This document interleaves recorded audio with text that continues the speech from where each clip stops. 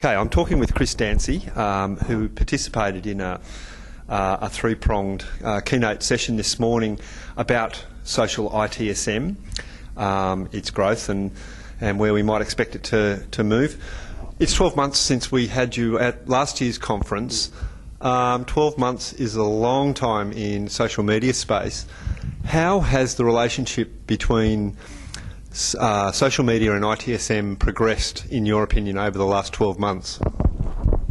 I think in some ways, over the last 12 months, the relationship between social media and ITSM has been perverted in many ways. I feel that if we look at where we were 12 months ago, there was probably one or two vendors that even acknowledged the existence of social media. And now, if you look at the vendor landscape, not just service management, I mean, you can get social macaroni and cheese. I mean, everyone's really using it. I think that's, typical human nature to take something that seems to be popular and kind of bend and pervert the ideas and the concepts around it.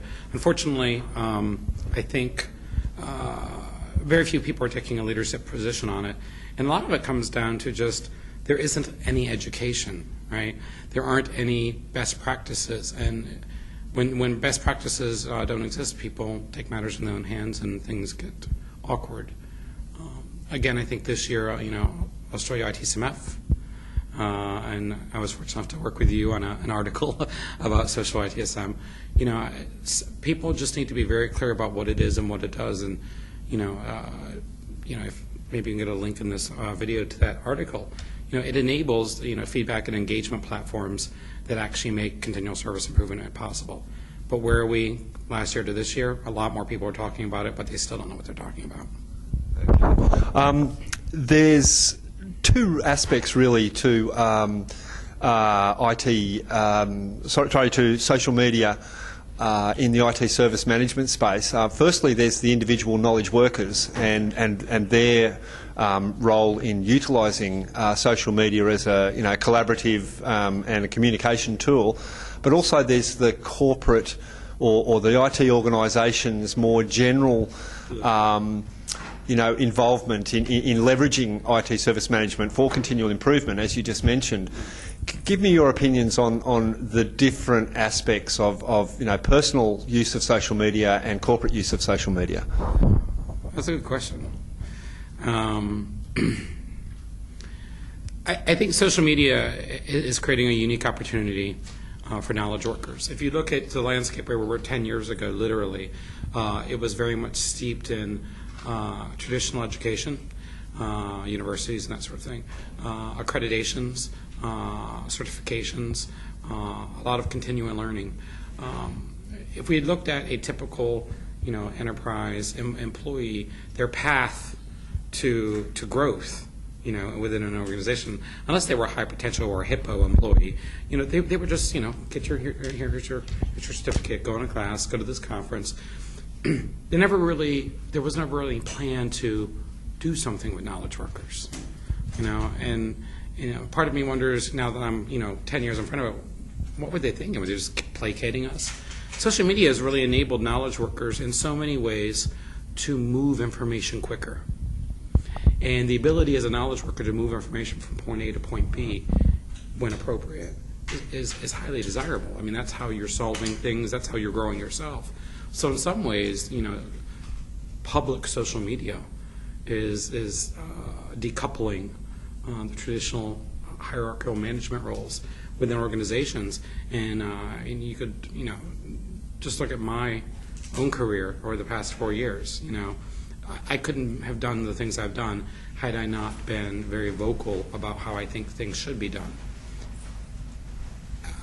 I'm a very early precursor to a wave of employees that will be coming to conferences in the next 3 years that are all brands unto themselves outside of the company.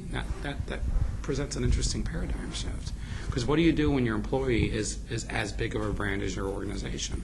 How do you put someone on level 1 who's got 2 million followers, right? This is unprecedented, right? Because, it's 2 million followers, or somewhere, you've got 10 million views on your YouTube video, but during the day you work on a help desk. How do you reprimand those people? So I really see this emerging digital talent management, right? So when I was interviewing with BMC, I was talking to their HR people, and I said, we need to make sure we understand you're hiring me, not digital me, right? That's not the same, right? You don't hire high school me, you don't hire college me, right? You hire all the sum of my experiences. My digital experiences are different. From a corporate point of view, again, I think, organizations are understanding the power of communicating with their customers, but more importantly, their customers' information. So often our customers share a lot of information with us, which we don't pick up. Someone asked me the other day, couldn't we have done this sooner? And I said, yeah, actually, if you were to go back 10 years and just monitor the network, every time an employee sent an email to himself with test in the subject line, that was probably a very early warning sign there were email conditions that were socially harvestable, right? But the ability, now that in an activity feed or online or a lot of different ways, it's the same old trick. Does that make sense? Yeah, I understand what you're saying. Which brings me to another question that sort of raised some bristles this morning.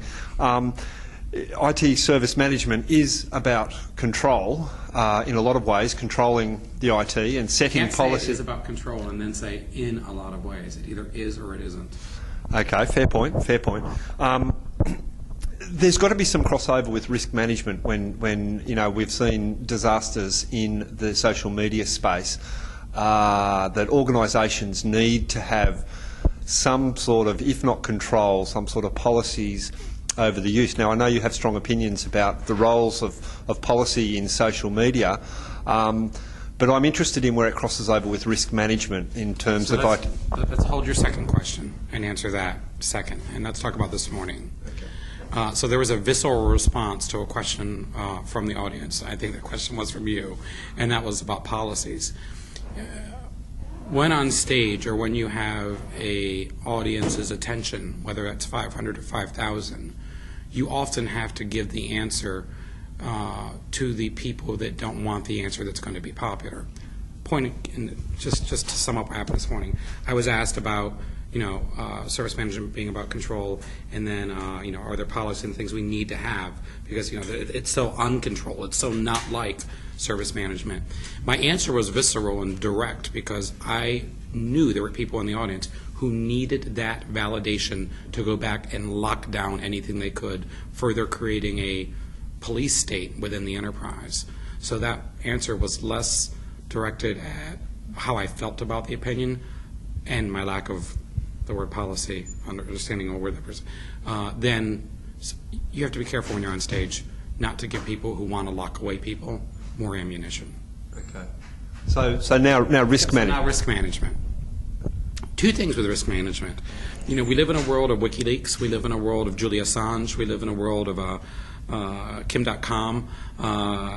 We live in a world where information moves pretty rapidly, legally and illegally. The level of corporate and government espionage is unprecedented. The information skills that young people have to break into systems, not only from social engineering, but just from understanding the fundamental flaws in how systems are built, are there. Knowing that we live in that world, my position on risk management is very simple, and that's you design for loss of control. And what I mean by that is very simply, your standard operating procedure is your disaster recovery. Right? Mm-hmm. You always pretend like your data center has been uprooted, you lost everything, and you need to move it someplace else. And to do that, you need to decentralize every part of your business. Where we have some level of hope for the future with risk, because I think it's a very real issue. Your question is very valid. Is people's attention spans are so short. So even if something did get out, it's not going to last long enough for anyone really to care about it. You look at any major scandal or any major information break. I mean, how many banks have been hacked in the past year? How many passwords have been lost from different websites in the past year? You know, I can think of probably 100 different stories. Can we name one of those? No. We've already forgotten them, right? So I want to, you know, for the risk people out there, you know, for the ISACA people and the CIS people with their certificates, I want to believe that there's a major epidemic. But unfortunately, I think humans just move on. You know, I'll get a new password, I'll declare bankruptcy, I'll get a new job, and my employer doesn't like what I'm saying. I think personal risk management, personal data risk management is much more a scary situation. So looking at Google's data portability initiative for, you know, my data that I have in the cloud, you know, we really should be having those conversations. Okay, thanks for that. Now, I would just like to ask you, in closing, where are you... Closing? We just started. Well, we can go on. No. Where in the use of social media are you seeing exemplary work? Is there particular industry verticals that are getting it better than others, or can you think of particular case studies, not even mentioning names, but where people are doing really well? The most successful use of social media to date would be probably the Olympics. If you look at what mass media did with social media at the Olympics, so by showing us real time what was popular, what wasn't popular, what was going on, looking at the sentiment analysis of it. I mean, from a business standpoint, that's where a lot of people want to talk. How do I make money on social media? You know, we need to start focusing on the data behind the user experience. And the Olympics was a perfect case example of that. Unfortunately, most social media today in corporate enterprise is used in marketing. And I liken it to this. There's so much content, right? I was fortunate to work with you on an article that I felt was, you know, not just because I wrote it, I thought it was masterful the way it was written. But there's so much content out there today that people can't consume it. They're being crushed by information overload, literally. And this is just 2012, so, you know, just 2 years from now, you know, people will actually pay to be hidden. You know, it's approaching that point. People just cannot stand to be around anything that they didn't implicitly invite into their life. So I think, you know, organizations need to, if they really want to start embracing social media, they need to really actually start embracing this idea of the cult of the enterprise celebrity. So, you know, you need messengers. You know, so we used to call them evangelists. The problem with evangelists is they were just evangelizing. They were evangelizing their tool, right? You know, I'm here to tell you, you know, the industry is like this, and this is our tool, and you know, that was the. And I think today, if you look at evangelism or celebrity, enterprise celebrity, it's more about, these are my beliefs. I'm human. I have these belief systems, right? You could have never said 20 years ago, you know, what faith you were and all these other types of things. And today, who people are is very, very important when making the decisions. I think, you know, to sum it up, social media at this juncture, you know, year 2 with you, people need to realize that it's become the fastest route to human judgment. So within moments, I can look at anyone's profile and pass judgment on them, their character, and everything about them, and decide whether I want to consume information from them or not. And brand advocates and marketing organizations need to be aware that you can't please everyone, so you better just go after the addressable audience that wants you. Think about how often you're on Facebook running these services and you go, don't show me this, don't show me this. You spend more time saying don't show me this than you say show me more, right? So what we follow now are people, not messages. Sure. Okay. And in terms of IT organisations, have you seen in the practice of your consulting with various organisations, have you seen anything that stood out as being really progressive or really beneficial to their ultimate objective of improving IT services to the business? Yeah. I mean, you know, this morning someone mentioned a company called Omnicare who did some work with gamification. And what I thought was interesting about their presentation that I saw this past February this year at the Pink Elephant Conference was not only was it just a gamification implementation that, you know, that drew people to the room, but it was how they then took that data, again, back to the data, and they manipulated behaviors on the service desk. And again, that's a very, very powerful thing.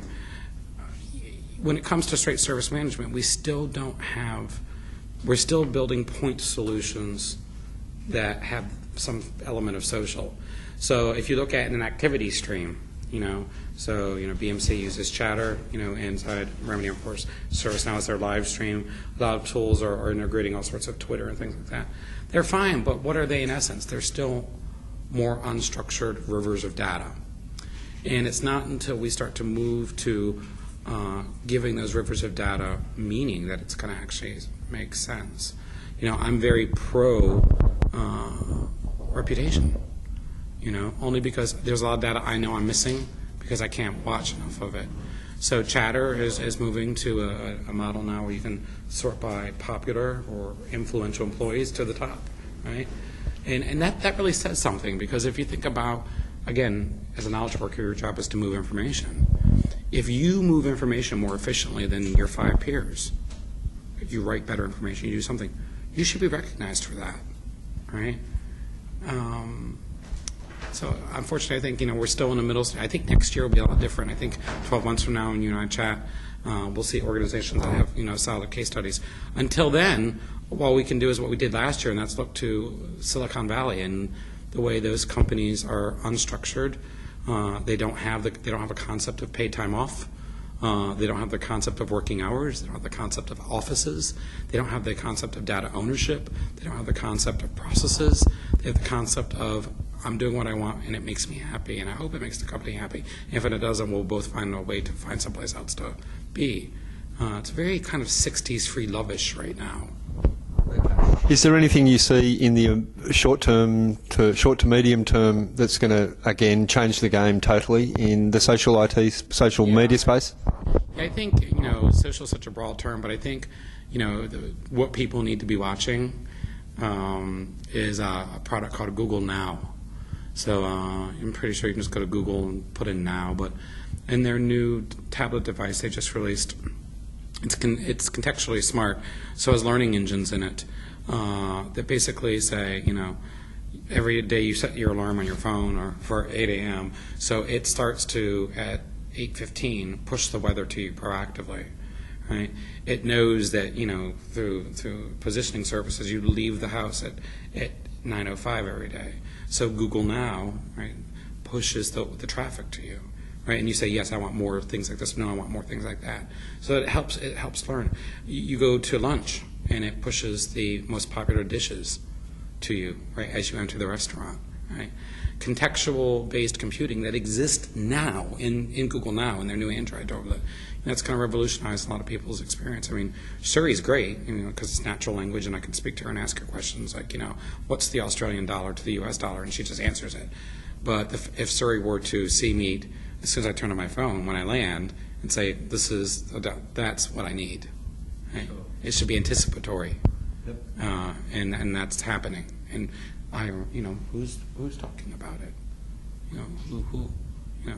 Again, we're putting weapons of mass destruction in our consumers' hands and wondering how to control them. Okay, thanks, Chris.